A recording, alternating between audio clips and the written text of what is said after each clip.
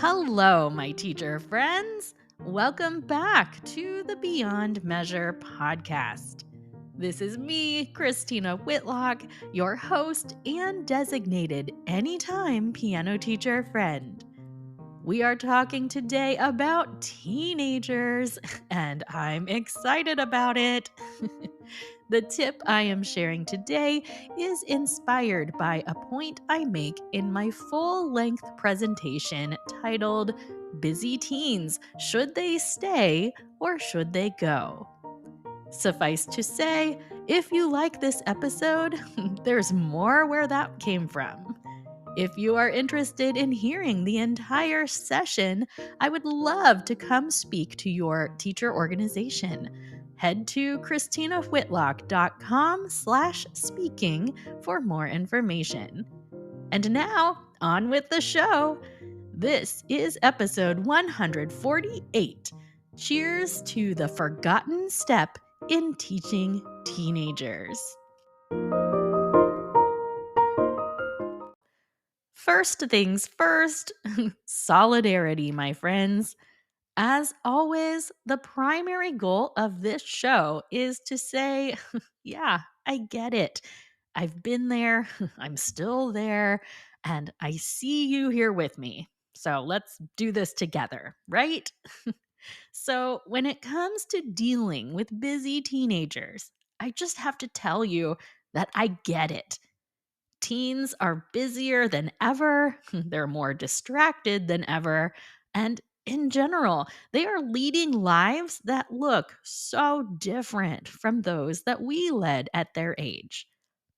And if it drives you crazy enough, you can set a personal boundary that you are not going to teach teenagers. I mean, you can absolutely do that, no guilt involved.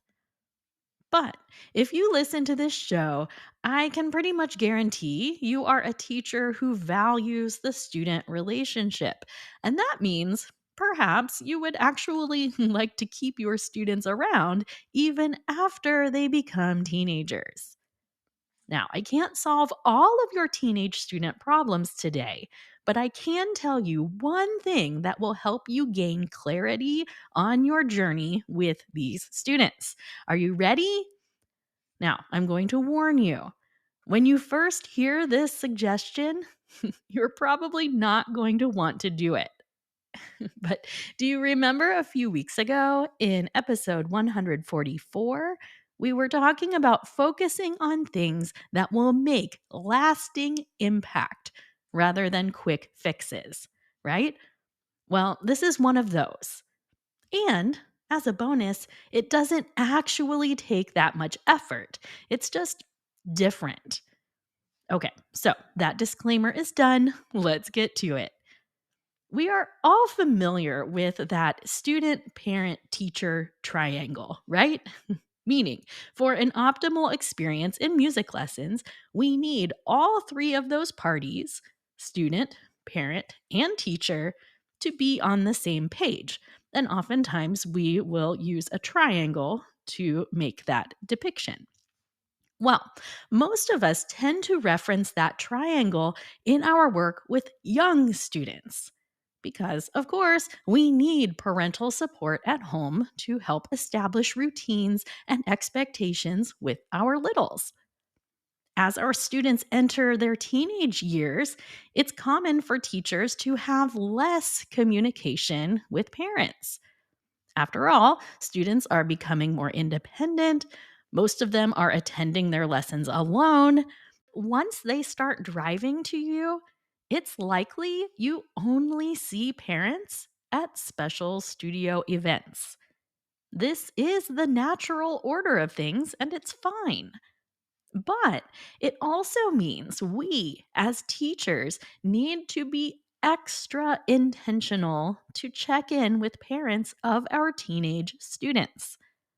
Do a quick scan in your brain of how much contact you have with parents of your younger students. And then do a scan of how much time you have with parents of your teenagers. I can almost guarantee that's a little lopsided. But the thing is, with these oh so busy teenagers, that parental communication is actually more important than ever.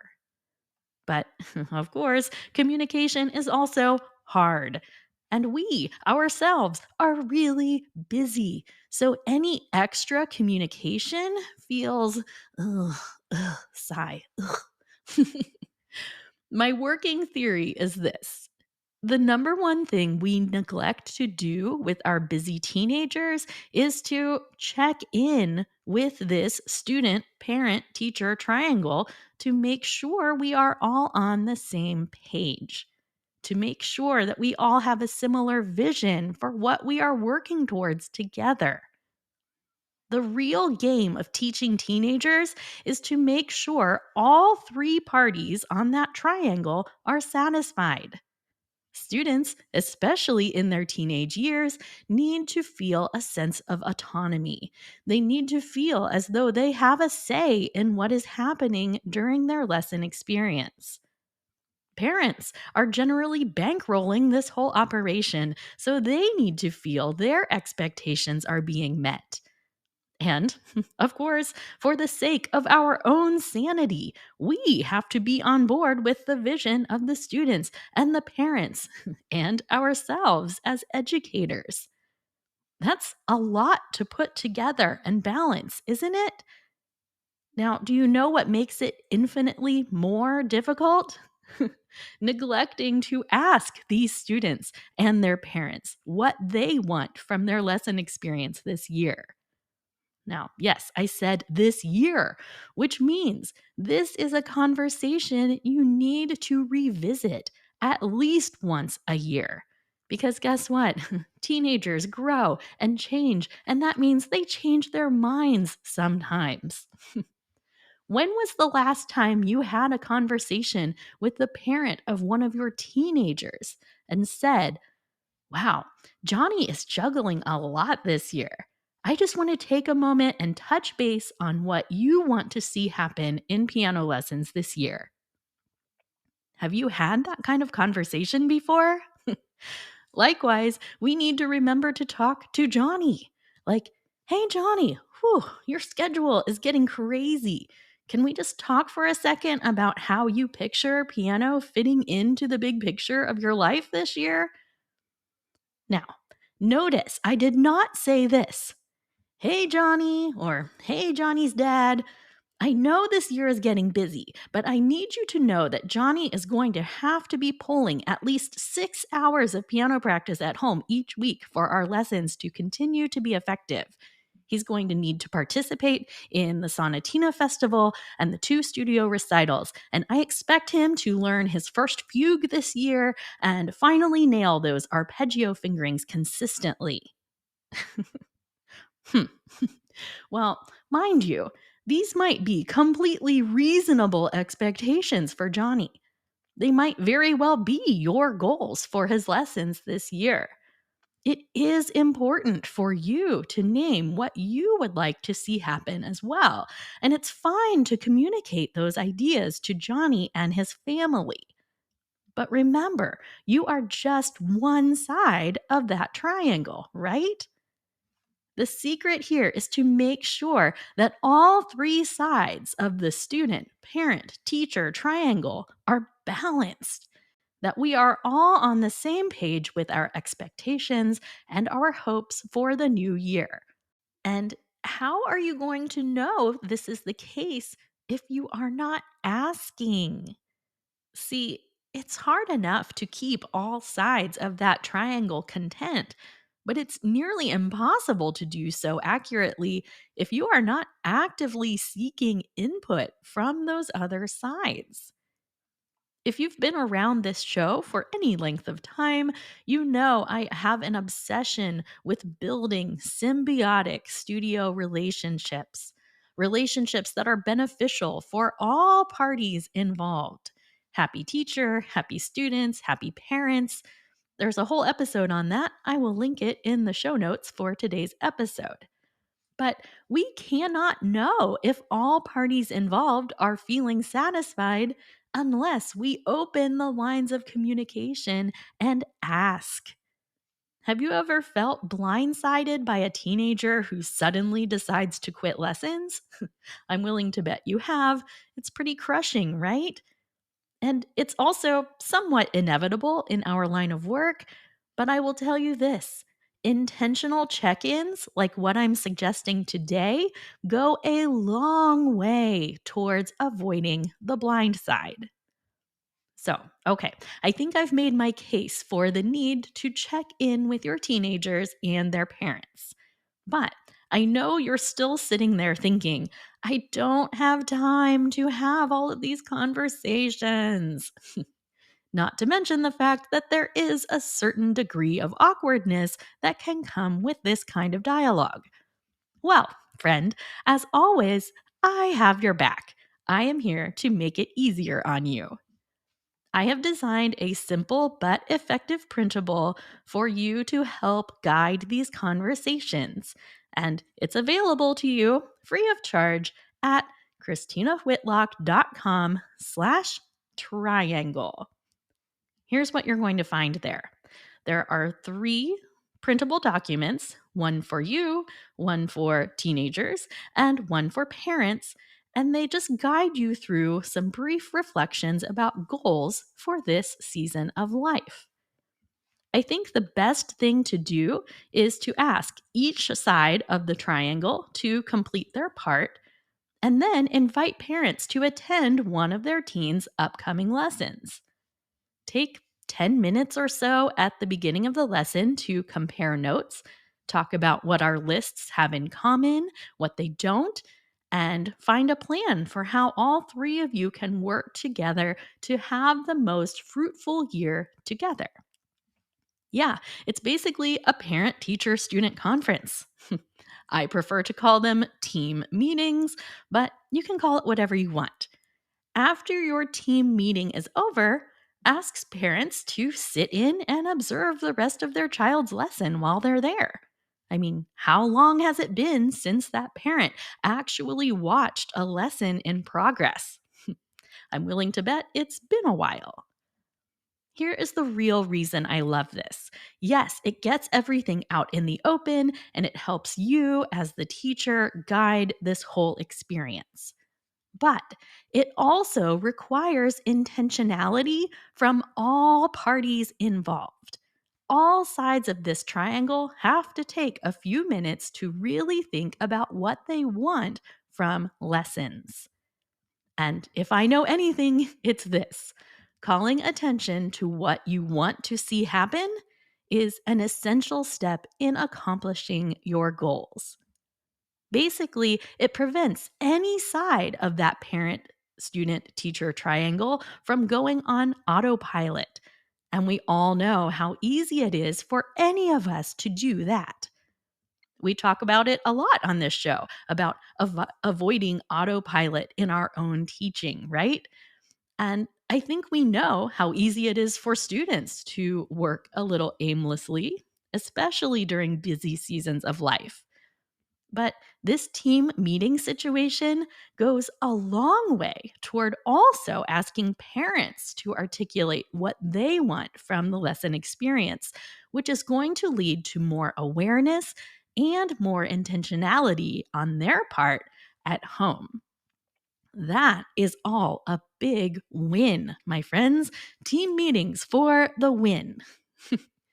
And just because I'm all about keeping it real here, I am going to confess to you that I have not been doing a great job about this lately. Funny, because I've been presenting to teacher groups on busy teenagers all year long, including the advice that I just gave you today. And yet, as I was writing this episode, I began feeling really convicted that I have not been taking my own advice. So, this is me getting back on the horse and doing the work to make sure that this really is the best year yet, including for my busy, busy teenagers. So, is this going to require you to do a little more work? Yeah, yeah, it's going to take time to distribute the questionnaire and to get parents to commit to coming to their child's lesson. It will take time for you to think about your own goals for your teenage students. But this is work that comes with big rewards, friends. Again, we're trying to spend our energy on things that will last. And strengthening that student parent teacher triangle, that is lasting stuff. That is investing in the lesson experience far more than some of the other things we spend our time on, for the record. So, on that note, I want you to grab a nearby glass because it's time for a toast. Studio music teacher friends from all around the world, today we are taking a vow to stop trying to figure out what our students and their families want from the lesson experience on our own. We can spend so much time trying to decode what a student wants to be playing or what a parent expects from us, when really we just need to ask them. Anything else is a shot in the dark. As teachers who want to invest our energy in things that last for the long haul, we recognize the value that comes with more intentionality on all three sides of that student, parent, teacher triangle. I want that for me, and I also want it for you.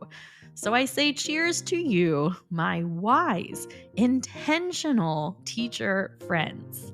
Hear, hear.